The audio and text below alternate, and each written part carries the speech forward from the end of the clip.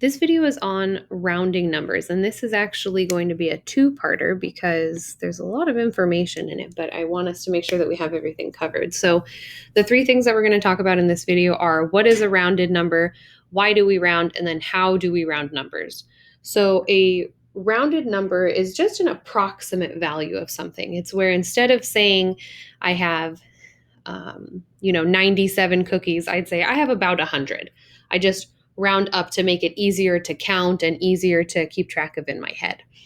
So the reason why we round numbers is because it makes them easier for us to keep track of in our heads and for us to estimate the size of something.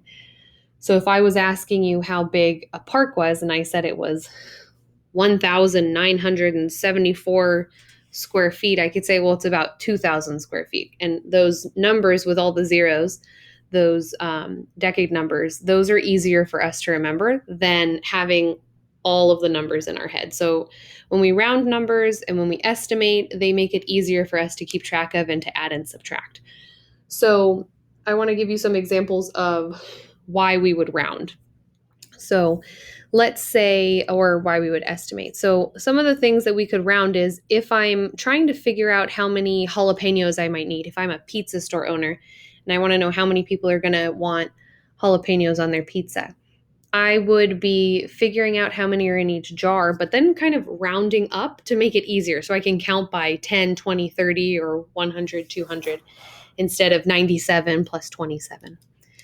If I'm making a shopping list, the same thing would go. So if a banana is 97 cents and a banana is 39 cents, I would just round up and say, okay, well, it's going to be $1 plus 40 cents. And that's a lot easier than having to take out a piece of paper and, do the math with the specific number. So rounding really helps us. This is a tricky concept, though, that does take some time. And so that's why I'm breaking it up into two. It might be that this video makes sense the first time, and then it might also be that this video doesn't and we have to watch it a few times, and both are definitely okay because we're just going to keep on working on it until it makes sense. So one of the ways that we can think about rounding is by finding the nearest 10, the nearest 100, or the nearest 1,000. So when I think of these numbers, I think of skip counting. I'm going to write skip counting right here.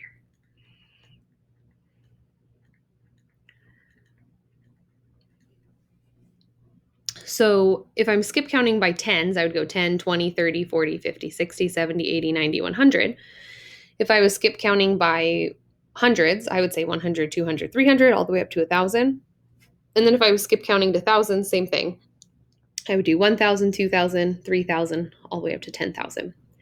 And so this skip counting is going to help us with one of these examples of how do we round. So for how do we round, there are actually three examples, but I'm only going to go over two of them today. And the reason why is because the third one, I want us to take more time. So the first one that we can do is using a number line. So if I'm using a number line, let's say I have 60, 70, 80, 90, right? So this is my number line. The numbers are getting smaller as they're going to the left and larger as they're going to the right. And I have the number 74, okay? And I want to round this number to the nearest 10, okay? So we're either rounding to the nearest 10, the nearest 100, or the nearest 1,000. So just looking at my number line, I can see that there are only two choices if I'm going to round. And so I'm choosing between 70 and 80. But what does that mean? What does it mean when I'm rounding? I want to see which one is it closest to. So one way that we can do it is by counting how many spaces are between 70 to 74 and how many spaces are between 74 to 80. And so if I count from 70 up to 74, I have 71, 72, 73, 74. So this is 4 spaces away. Now if I go from 74 to 80, I have 75, 76, 77, 78, 79, 80. This one's actually 6 spaces away. So 74 is closer to the number 70 than it is to the number 80. So if I were going to round the number 74, I would round it down, that's what we would say, to 70. Another way that we can imagine how we would round numbers is thinking of it like a roller coaster. So think about a roller coaster like this. So right up at the top, I'm going to draw a few lines, okay?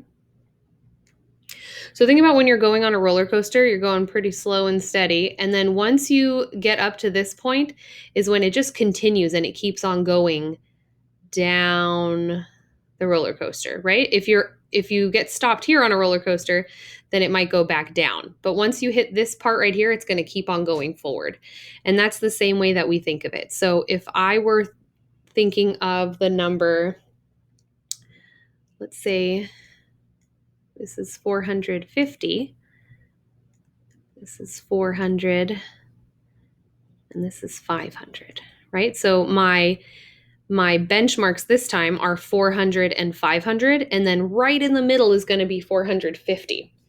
So if I have the number 476, I'm already on that roller coaster ride down. So 476 is going to roll all the way down to 500.